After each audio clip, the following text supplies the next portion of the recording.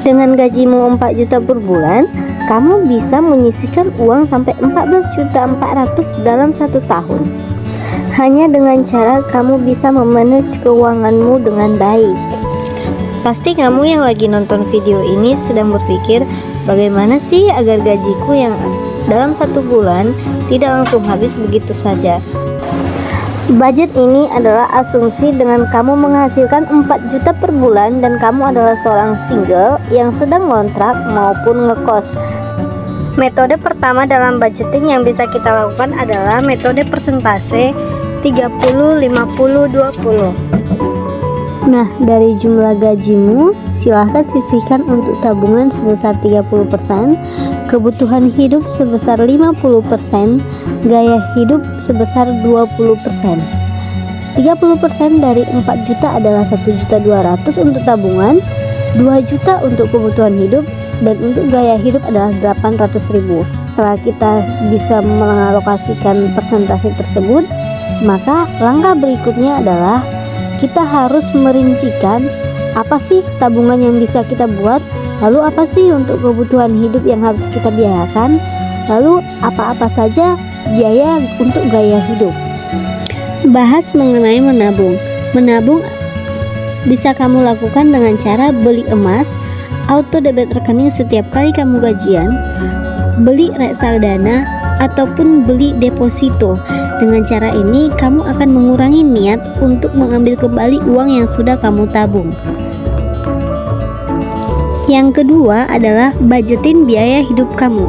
Biaya hidup adalah hal yang paling penting dari sekian banyak kamu menerima pemasukan. Maka di sini kamu harus benar-benar merincikan biaya hidup yang akan kamu keluarkan dalam 1 bulan. Yang pertama, uang kos atau kontrak. Yang kedua adalah transportasi untuk bekerja, baik itu kamu menggunakan motor sendiri ataupun ongkos. Untuk nilai masing-masing budget biaya hidup bisa kamu sesuaikan dengan kebutuhanmu ya. Lalu yang ketiga, kamu harus membudgetkan belanja mingguan. Diutamakan kamu harus memasak supaya lebih hemat dan lebih sehat ya. Lalu yang keempat, kamu harus membudgetkan biaya listrik. Yang kelima, kamu harus membudgetkan biaya internet.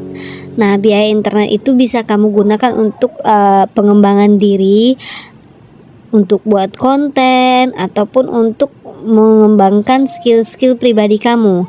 Lalu yang kelima, jangan lupa untuk kamu ibadah ya.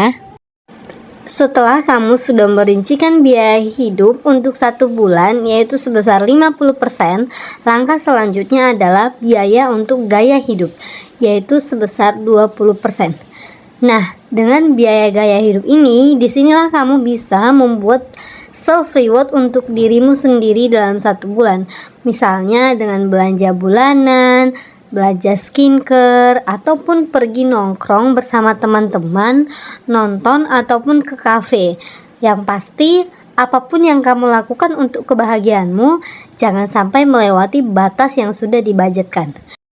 Nah, dari sebagian biaya gaya hidup ini, kamu jangan lupa untuk menyediakan dana untuk jaga-jaga atau dana darurat sewaktu-waktu kamu butuhkan.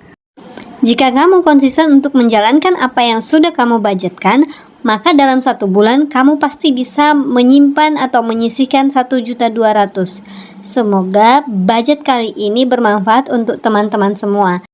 See you di next video. Jangan lupa like, comment, dan subscribe. Bye-bye.